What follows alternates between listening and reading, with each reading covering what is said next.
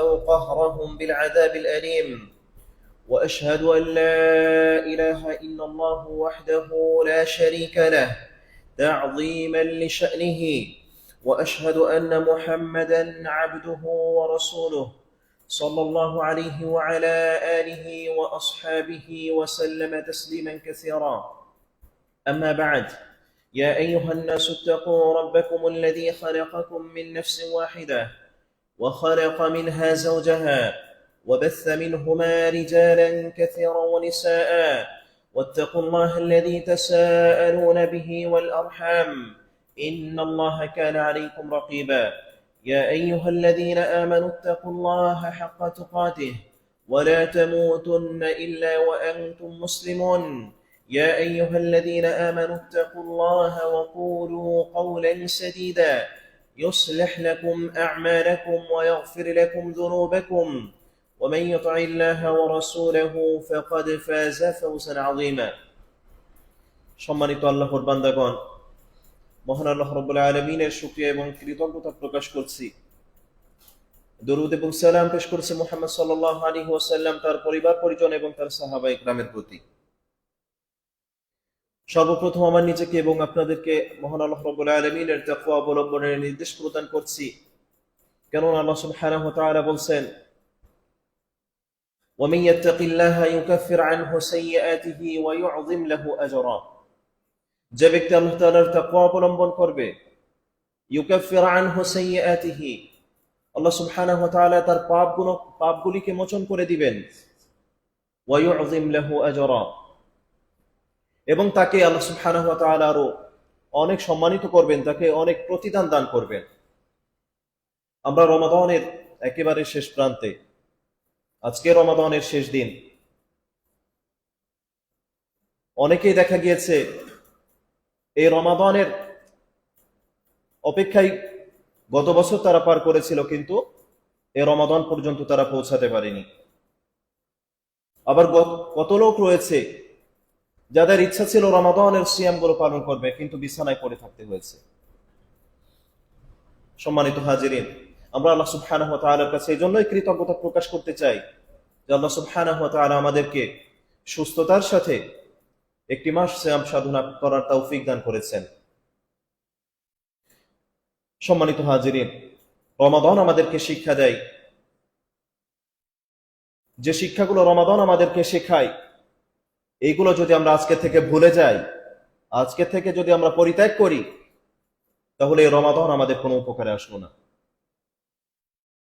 আর রমাদান যে জিনিসগুলো আমাদেরকে ধৈর্য সহনশীলতা শিখিয়েছে, পরোপকার করতে শিখিয়েছে, এইগুলো যদি আমরা গ্রহণ করি এবং এটার উপরে যদি আমাদের সারা জীবন যদি আমল করি,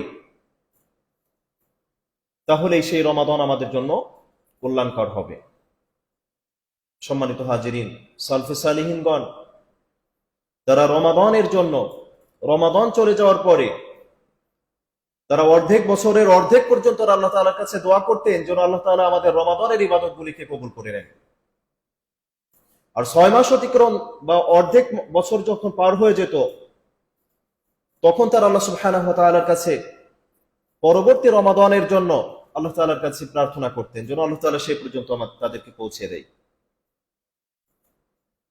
রমাদান আল্লাহ সুবহানাহু ওয়া তাআলার যত নিয়ামতগুলি রয়েছে তার ভিতরে অন্যতম এবং সেরা ছিল। আল্লাহ সুবহানাহু ওয়া তাআলার কাছে আমরা আরো প্রার্থনা করি, আল্লাহ সুবহানাহু ওয়া তাআলা এরকম রমাদান আমাদের জীবনে যেন বারবার পালন করার তৌফিক দান করেন। রমাদানের যে কদর রয়েছে, সেরা যে রাত্রি, এই রাতটা যেন আল্লাহ সুবহানাহু ওয়া তাআলা আমাদের জীবনে বারবার আমাদের জীবনে যেন পৌঁছিয়ে দেন। সম্মানিত হাজিরিন, আগামীকাল ঈদুল ফিতর। ঈদুল ফিতর হচ্ছে মুসলমানদের আনন্দের দিন। নবী সাল্লাল্লাহু আলাইহি ওয়াসাল্লাম হাদিসের ভিতরে বলেন, লিসাইমি ফারহাতান, রোজাদারের জন্য দুইটা সুসংবাদ রয়েছে। ফারহাতুন ইনদা তাআমিহি আও ফিতরিহি, যখন সে খাবার গ্রহণ করে সিয়াম শেষে, সেটা তার জন্য আনন্দদায়ক। ওয়া ঈদুন ইনদা লিকাই রাব্বিহি, আরেকটা আনন্দ হচ্ছে আর একটা আনন্দ হচ্ছে সিয়াম পালনকারীর জন্য তার রবের সাথে সাক্ষাৎ। সম্মানিত হাজিরিন, রমাদান শেষ হয়ে যাওয়ার পরই আমাদের কর্ম যেন থেমে না থাকে। রমাদানের একেবারেই শেষ সেকেন্ড পর্যন্ত আমাদের ইবাদতের যে সর্বোচ্চ প্রচেষ্টা সেগুলো যেন আমরা চালিয়ে যাই। অনেকে দেখা যায় রমাদানের শেষ দিকে এসে যে সময়গুলি আল্লাহ সুবহানাহু ওয়া তাআলার কাছে অত্যন্ত প্রিয়, এই সময়টাতে বাজার ঘাট মার্কেট এগুলি নিয়েই শুধু ব্যস্ত হয়ে পড়ে। প্রয়োজনে এগুলো আমাদেরকে আগে করে রাখা উচিত, যেন শেষ 10 দিনে আমাদের একটা মুহূর্ত, একটা সেকেন্ড যেন অনর্থক ভাবে পার না হয়। সম্মানিত হাজিরিন, এই জন্য ইফতারির পূর্ব মুহূর্ত পর্যন্ত আজকে খুবই গুরুত্বপূর্ণ সময়। একটা সেকেন্ড আছে মানে আমরা অত্যন্ত গুরুত্বপূর্ণ সময় এবং অত্যন্ত বরকতপূর্ণ সময়ের ভিতর দিয়ে আমরা যাচ্ছি। এই সময়টা যাওয়ার পরে আল্লাহ সুবহানাহু ওয়া তাআলার কাছে আমাদের অন্যান্য কর্মগুলির প্রতিদান সমান হবে না। সাল্লাল্লাহু আলাইহি ওয়াসাল্লাম এবং তার সাহাবায়ে কেরাম তারা তাকবীর পাঠ করতেন, আল্লাহ সুবহানাহু ওয়া তাআলার বরত্ব, আল্লাহ তাআলার মহত্ব প্রকাশ করতেন। সম্মানিত হাজিরিন, আল্লাহ সুবহানাহু ওয়া তাআলা দেখুন আমাদের প্রতি কতটা দয়াশীল, কতটা অনুগ্রহশীল। তিনি যদি চাইতেন আমাদের উপরে বাধ্য করে দিতে পারতেন সারাটা বছর সিয়াম পালন করা। তিনি সেটা করেননি। তিনি আমাদের জন্য দয়া করেছেন, তিনি আমাদের জন্য রহম করেছেন। তিনি মাত্র একটা মাস আমাদের জন্য বাধ্যতামূলক করে দিয়েছেন। সম্মানিত হাজিরিন, আল্লাহ সুবহানাহু ওয়া তাআলা কোরআনের ভিতরে বলছেন, ওয়ালিতুকমিলুল ইদ্দাতা ওয়ালিতুকাব্বিরুল্লাহা আলা মা হাদাকুম ওয়া লাআল্লাকুম তাশকুরুন। আল্লাহ তাআলার এই নিয়ামত পেয়ে তোমরা যেন আল্লাহ তাআলার কৃতজ্ঞতা প্রকাশ করো, আল্লাহ তাআলার মহত্ব বর্ণনা করো। তোমরা তাকবীর পাঠ করবে। সংমিশ্রণ করা যায়, কিন্তু ঈমান এবং আরেকটা যায় না। একটা থাকলে আরেকটা চলে যায়, একটার অনুপস্থিতিতে আরেকটা অনুপস্থিত হয়ে যায়, একটার উপস্থিতিতে আরেকটা অনুপস্থিত হয়ে যায়। আল্লাহ সুবহানাহু ওয়া তাআলা এই জন্য কোরআনের ভিতরে বলছেন, ওয়ামান ইউশরিক বিল্লাহ ফাকাদ হাবিতা আমালুহু। অন্য আয়াতে আল্লাহ তাআলা বলছেন, লা ইন আশরাকতা লা ইয়াহবাতান্না আমালুক ওয়া লা তাকুনান্না মিনাল খাসিরিন। একজন ব্যক্তির জন্য ক্ষতিগ্রস্ত হওয়া, ধ্বংস হওয়ার জন্য একটাই জিনিসই যথেষ্ট, সেটা হচ্ছে তার শিরক। ঈমানের সাথে তার শিরকে সংমিশ্রণ করে ফেলা, শিরকটাকে সবথেকে বেশি ভয়ঙ্কর বলে মনে করা। আল্লাহ সুবহানাহু ওয়া তাআলা বলছেন এই আয়াতের ভিতরে, লা ইন আশরাকতা, যদি তুমি কোন শিরক করো, লা ইয়াহবাতান্না আমালুকা, অবশ্যই তোমার আমলসমূহ বিনষ্ট হয়ে যাবে। তার মানে আমরা যত ভালো কাজ করি না কেন, যদি আমার আমলের ভিতরে কোনো ধরনের শিরক থাকে, তাহলে সেই ভালো আমলগুলি আল্লাহ সুবহানাহু ওয়া তাআলা বিনষ্ট করবেন। শুধু নষ্টই করবেন এমনটি না, কাফের মুশরিকগণ তাদের যত ভালো কর্মই থাকুক না কেন, তাদের প্রতিদান কখনোই জান্নাত হবে না। তাদের অনেক ভালো কর্ম রয়েছে, কিন্তু এই ভালো কর্মের সাথে সবথেকে নিন্দনীয় যে কাজটি শিরক, সেই কাজটি তারা করে ফেলে। এজন্যই আল্লাহ সুবহানাহু ওয়া তাআলার কাছে তাদের কোনো আমলই গ্রহণ করবেন না। অন্য আয়াতে আল্লাহ সুবহানাহু ওয়া তাআলা বলছেন, ফালা নুকিমু লাহুম ইয়াওমাল কিয়ামাতি ওয়াজনা। শিরকের কারণে আল্লাহ সুবহানাহু ওয়া তাআলা আমলগুলোকে ওজনই করবেন না।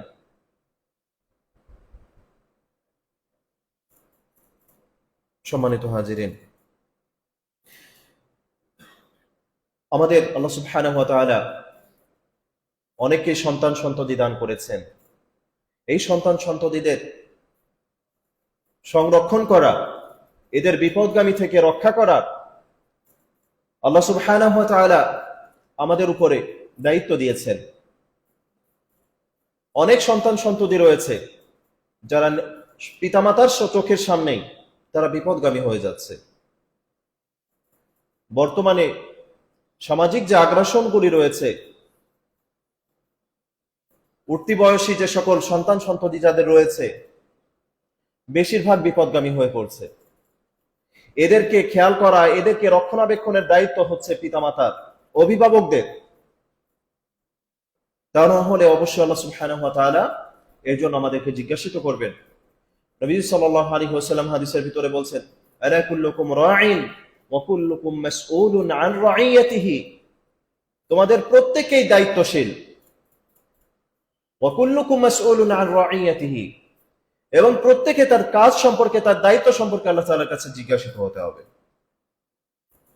এর ভিতরে রাসূল সাল্লাল্লাহু আলাইহি ওয়াসাল্লাম এই হাদিসের শেষাংশে তিনি বলছেন,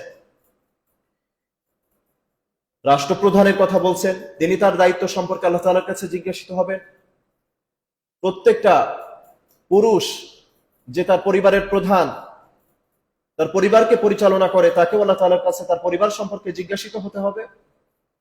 প্রত্যেকটা স্ত্রীকেও তার স্বামীর সম্পদ সম্পত্তি এবং তার সন্তান সন্ততির লালন পালনের ব্যাপারেও আল্লাহ সুবহানাহু ওয়া তাআলার কাছে জিজ্ঞাসিত হতে হবে। ফলে সাবধান, নিজেদের সন্তানদেরকে যেন আমরা নিজেরাই বিপদের দিকে ঠেলে না দিই। আল্লাহ তাআলার কাছে তো অবশ্যই প্রার্থনা করব, আল্লাহ তাআলা যেন তাদেরকে বিপদগামিতা থেকে হেফাজত করেন। কিন্তু আমাদের যে করণীয়গুলি রয়েছে, সন্তানদেরকে দ্বীন শিক্ষা দেওয়া, সন্তানদেরকে ভালো কাজের পরামর্শ দেওয়া, আল্লাহ তাআলার হক সম্পর্কে তাদেরকে সচেতন করা, এই বিষয়গুলি আমাদের ভুলে গেলে মোটেও চলবে না। সম্মানিত হাজিরিন, বিশেষ করে সন্তান সন্ততিদেরকে রাসূল সাল্লাল্লাহু আলাইহি ওয়াসাল্লামের বিশুদ্ধ সুন্নাহ শিক্ষা দেওয়া, সালফে সালিহিন যেভাবে রাসূল সাল্লাল্লাহু আলাইহি ওয়াসাল্লামের সুন্নাহকে বুঝতেন, সেই বুঝটা তাদের ভিতরে প্রবেশ করানো। সালফে সালিহিনগণ ছিলেন উম্মতের মধ্যে সেরা মানুষ। আমরা যেভাবে বুঝি, তাদের বুঝটা তেমন ছিল না। তারা ছিল ওহী নাজিলের একেবারে কাছাকাছি ব্যক্তিরা। ওহী যেভাবে নাজিল হয়েছে, তাদের বুঝগুলো একেবারে ওহীর কাছাকাছি ছিল। অতএব আমাদের উচিত হবে আমাদের বুঝগুলো বেশি বেশি করে না বুঝে সালফে সালিহিন যেভাবে বুঝেছেন প্রত্যেকটা বিষয় তাদের উপরে ছেড়ে দেওয়া। সম্মানিত হাজিরিন, আমরা আমাদের সন্তানদেরকে অবশ্যই চেষ্টা করব যেন তারা সালফে সালিহিনের আদর্শে, রাসূল সাল্লাল্লাহু আলাইহি ওয়াসাল্লামের আদর্শে, তার সুন্নাহ মোতাবেক আমাদের সন্তানগুলো যেন বেড়ে ওঠে। আল্লাহ তাআলার কাছে সেই প্রার্থনাই করি। সম্মানিত হাজিরিন, সুন্নাহর প্রতি যদি আমরা তাদেরকে আগ্রহ তৈরি না করতে পারি, এই সন্তানরা অচিরেই বিপদগামিতার ভিতরে প্রবেশ করবে এবং তারা শিরক এবং বিদআতের কোনো পার্থক্য তারা বুঝবে না। সুন্নাহ এবং বিদআতের ভিতরে তারা একাকার হয়ে যাবে। বিদআতের যে ভয়ঙ্কর বিষয় রয়েছে সেটির ভিতরে তারা প্রবেশ করবে। সম্মানিত হাজিরিন, ঈদ হচ্ছে মুসলমানদের পরস্পরের সাক্ষাৎ এবং মিলনের সময়।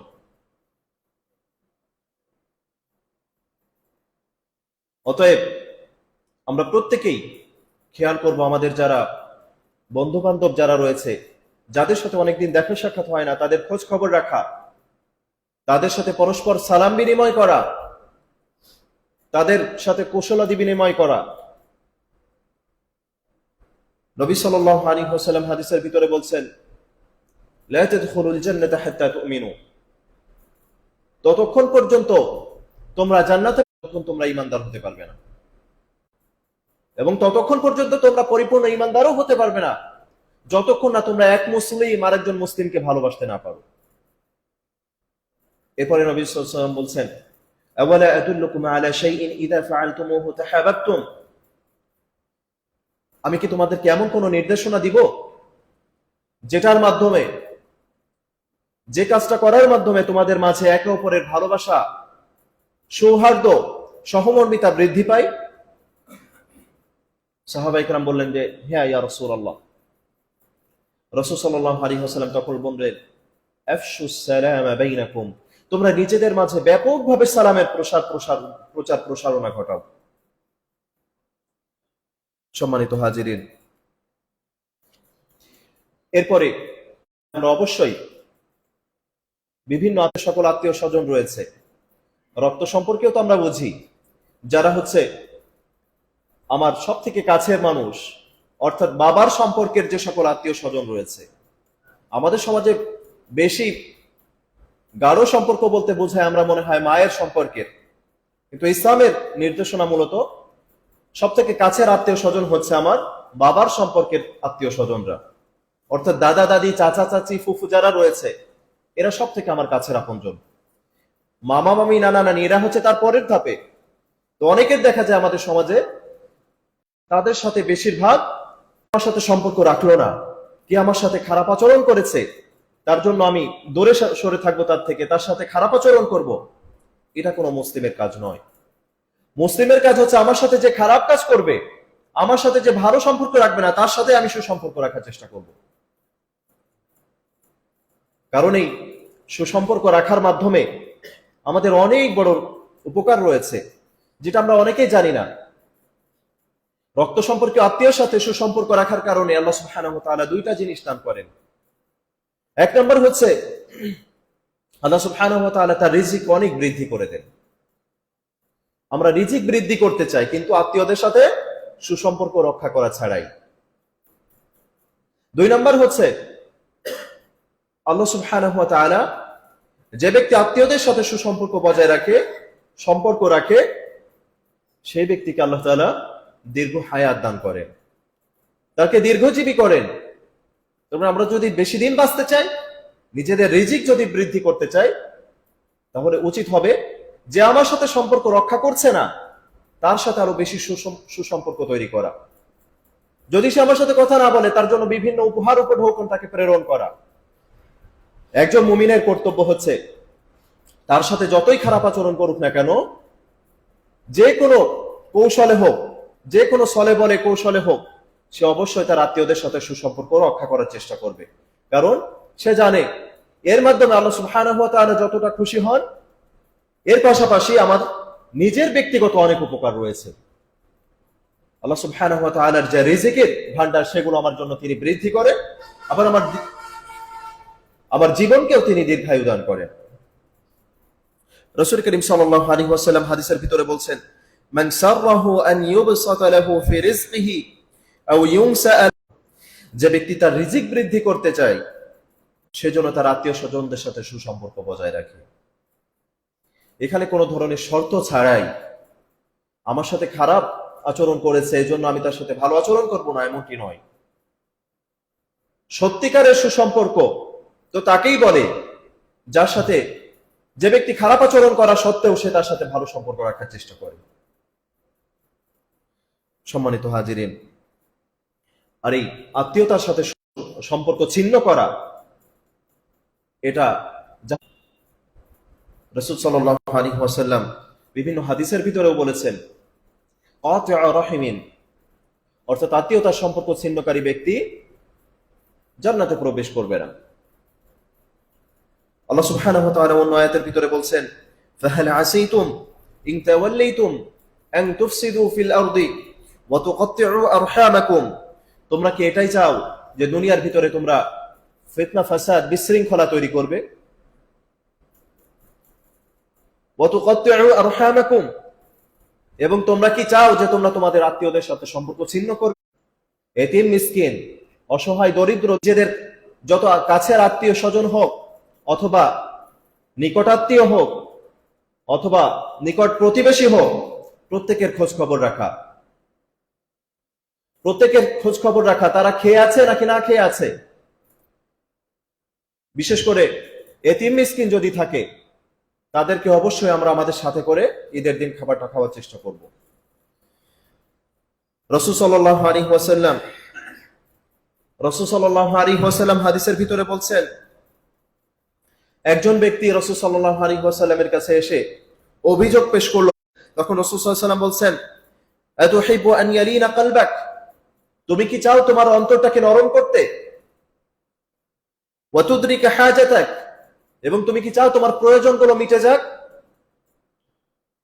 তখন রাসূল সাল্লাল্লাহু আলাইহি ওয়াসাল্লাম পাল্টা উত্তর দিচ্ছেন, ইরহামিল ইয়াতীম, তুমি যে খাবার খাও সেই খাবার তাকে খাওয়াও। সম্মানিত হাজিরিন, এছাড়াও বিশেষ একটা বিধান রয়েছে আমাদের এই সময়টাতে, যেটা হচ্ছে সাদাকাতুল ফিতর। সাদাকাতুল ফিতর আদায় করার সব থেকে উত্তম সময় হচ্ছে চাঁদ দেখার পর থেকে ঈদের সালাতের পূর্ব পর্যন্ত। এই সময়টা হচ্ছে সব থেকে উত্তম সময়। যদি কারোর সম্ভব না হয় তাহলে এর পূর্বেও দিতে পারে, এখন থেকে এর পর পর্যন্ত দিতে পারে, আদায় হয়ে যাবে। তবে ঈদের সালাতের পরে যেন কোনোভাবেই চলে না যায়, কারণ রাসূল সাল্লাল্লাহু আলাইহি ওয়াসাল্লাম হাদিসের ভিতরে বলেছেন যে সেটা হচ্ছে স্বাভাবিক একটা সদকার মতোই সাদাকা হবে, সেটা সাদাকাতুল ফিতর আদায় হবে না। আরেকটা জিনিস আমরা স্পষ্ট করি, সেটা হচ্ছে সাদাকাতুল ফিতর রাসূল সাল্লাল্লাহু আলাইহি ওয়াসাল্লাম যেভাবে দিয়েছেন, তার সাহাবায়ে কেরাম যেভাবে দিয়েছেন, আমরা সেভাবে দেওয়ার চেষ্টা করব। কোনো অবস্থাতেই এটার অর্থ দিয়ে দেওয়ার চেষ্টা করব না। অর্থ দেওয়ার জন্য অনেক সদকা রয়েছে ইসলামে, স্বাভাবিক দান সদকা আছে, যাকাত রয়েছে, এগুলো আমরা অর্থ দিয়ে দিতে পারি। কিন্তু রাসূল সাল্লাল্লাহু আলাইহি ওয়াসাল্লাম তিনি শিখিয়েছেন সাদাকাতুল ফিতর এটা হচ্ছে খাবার দিয়ে প্রদান করা। সাদাকাতুল ফিতর এই শব্দটার অর্থই হচ্ছে খাবারের সদকা। তাহলে আমরা কেন অর্থ দিব? খাবারের সদকা আমরা প্রদান করব, যাতে অনেকেই চিন্তা করি যে ওই ব্যক্তির তো খাবারের প্রয়োজন নাই, ওই ব্যক্তির খাবারের প্রয়োজন নাই, তার নগদ অর্থ প্রয়োজন। নগদ অর্থের জন্য সাদাকাতুল ফিতরের বিধান না। সাদাকাতুল ফিতরের বিধান হচ্ছে ঈদের দিনে যেন ওই ব্যক্তি খাবার খেতে পারে। আবার একেবারেই ঈদের দিন সকালে অথবা তার আগ মুহূর্তে দেওয়ার উদ্দেশ্য হচ্ছে ওই ব্যক্তি যেন ওই সাদাকাটা বিক্রি করে সে অন্য কাজে ব্যয় না করে ফেলে এবং সন্তানদেরকে না খেয়ে রাখে, যেন এরকম কাজ করার সুযোগ যাতে না পাই। আল্লাহ সুবহানাহু ওয়া তাআলা একটা মাস সকলকে না খাইয়ে রেখেছেন। ধনী দরিদ্র, এতিম মিসকিন, নারী পুরুষ সবাইকে আল্লাহ সুবহানাহু ওয়া তাআলা না খেয়ে রেখেছেন। এবং যেদিন তিনি খাবার খাওয়াটা বৈধ করে দিচ্ছেন আমাদের জন্য, সেই দিনের জন্য আল্লাহ সুবহানাহু ওয়া তাআলার কোন বনি আদম, আল্লাহ তাআলার সেরা মানব, সেরা সৃষ্টি, এরা যেন খাবার না খেয়ে থাকে, দরিদ্র যেন এই দিন অন্তত খাবারটা পায়, সেই সুযোগটা আল্লাহ সুবহানাহু ওয়া তাআলা করে দিয়েছেন। আর যে ব্যক্তি বলে আমার খাবারের প্রয়োজন নাই, তাহলে তার সাদাকাতুল ফিতরেরও পাওয়ার হকদার সে রাখে না। সম্মানিত হাজিরিন, এজন্য আমরা চেষ্টা করব, যদি উত্তম খাবার হয় তাহলে অবশ্যই উত্তম খাবার দিয়ে দেওয়ার চেষ্টা করব, তবে খাবারের বাইরে যেন আমাদের সাদাকাটা না যায়।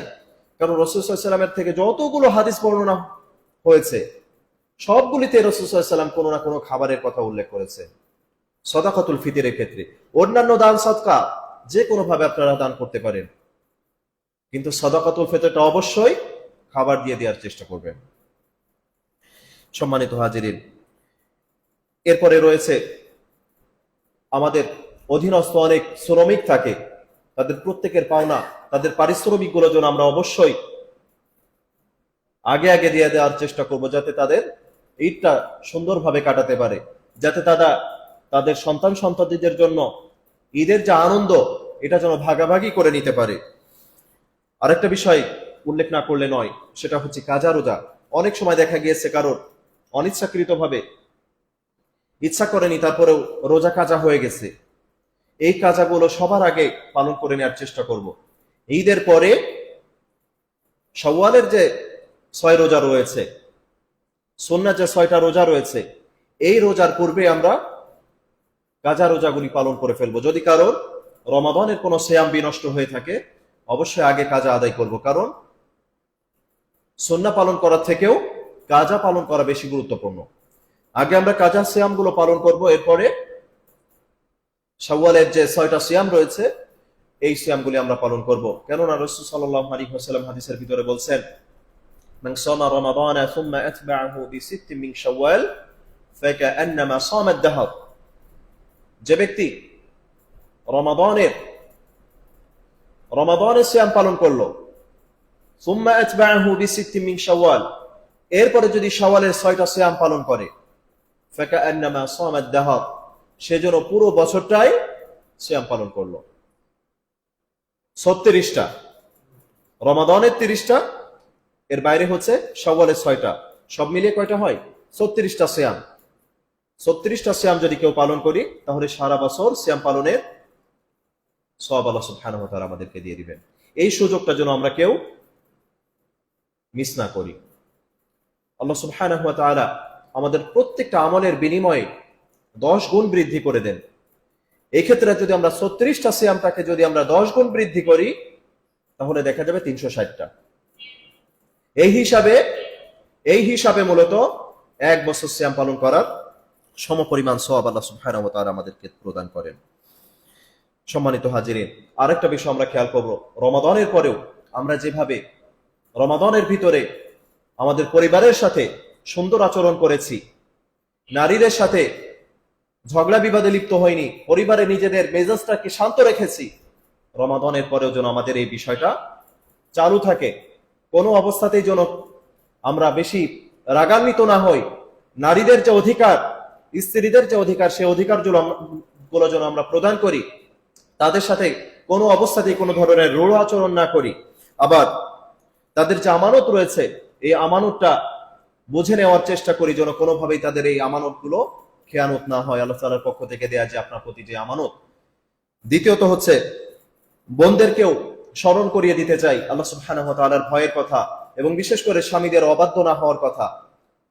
আল্লাহ সুবহানাহু ওয়া তাআলার অবাধ্য ব্যতীত যে কোনো কথা, স্বামীর নির্দেশগুলোকে যেন আমরা পালন করার চেষ্টা করি। বিশেষ করে অশালীন কথাবার্তা এবং বেপর্দা থেকে নিজেদেরকে মুক্ত রাখার চেষ্টা করব। পাশাপাশি আল্লাহ সুবহানাহু ওয়া তাআলার অন্যান্য সকল বিধিবিধানগুলো পালন করার চেষ্টা করব। আরেকটা সুন্নাহর কথা স্মরণ করিয়ে দিতে চাই, যেটা হচ্ছে রাসূল সাল্লাল্লাহু আলাইহি ওয়াসাল্লাম করতেন। এই সুন্নাহকে আমরা পুনর্জীবিত করার চেষ্টা করব। নবীজি সাল্লাল্লাহু আলাইহি ওয়াসাল্লাম ঈদের সালাত আদায় করার পরে তিনি বাসায় ফিরে 2 রাকাত সালাত আদায় করতেন। 2 রাকাত সুন্নাহ সালাত আদায় করতেন বাসায় ফিরে রাসূল সাল্লাল্লাহু আলাইহি ওয়াসাল্লাম ঈদের সালাতের পরে। আমরা এই সুন্নাহটিকে পালন করার চেষ্টা করব। আল্লাহ সুবহানাহু ওয়া তাআলা আমাদের সকলের ইবাদত বন্দিকে কবুল করুন, আমাদের সিয়ামকে কবুল করুন। তিনি আমাদের সকলকে আল্লাহ সুবহানাহু ওয়া তাআলার যে সকল ক্ষমাপ্রাপ্ত বান্দা রয়েছে তাদের অন্তর্ভুক্ত যেন আল্লাহ সুবহানাহু ওয়া তাআলা আমাদেরকে করে নিন। আল্লাহ সুবহানাহু ওয়া তাআলার ঈমানের উপরে, তাওহীদের উপরে অটল থাকার এবং সুন্নাহকে আঁকড়ে ধরার তৌফিক দান করুন। বিদআত থেকে দূরে থাকার, বেঁচে থাকার তৌফিক আল্লাহ সুবহানাহু ওয়া তাআলা আমাদেরকে দান করুন। বারাকাল্লাহু লানা ওয়া লাকুম ফিল কুরআনিল আযীম ওয়া নাফা'না ওয়া ইয়্যাকুম বিমা ফীহি মিনাল আয়াতি ওয়ায যিকরিল হাকীম। أقول ما سمعتم وأستغفر الله لي ولكم ولسائر المسلمين فاستغفروه من كل ذنب إنه هو الغفور الرحيم.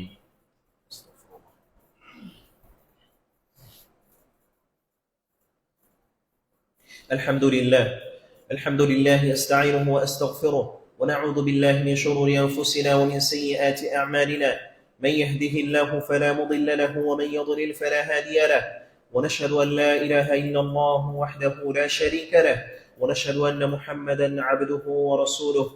أما بعد، فإن خير الحديث كتاب الله وخير الهدي هدي محمد صلى الله عليه وسلم وشر الأمور محدثاتها وكل محدثة بدعة وكل بدعة ضلالة وكل ضلالة في النار.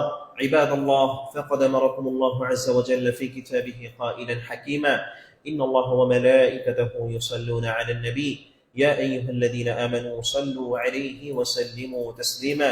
وقال النبي صلى الله عليه وسلم: من صلى علي صلاة واحدة صلى الله عليه بها 10. اللهم صل على محمد وعلى آل محمد كما صليت على إبراهيم وعلى آل إبراهيم إنك حميد مجيد. وبارك على محمد وعلى آل محمد كما باركت على إبراهيم وعلى آل إبراهيم إنك حميد مجيد.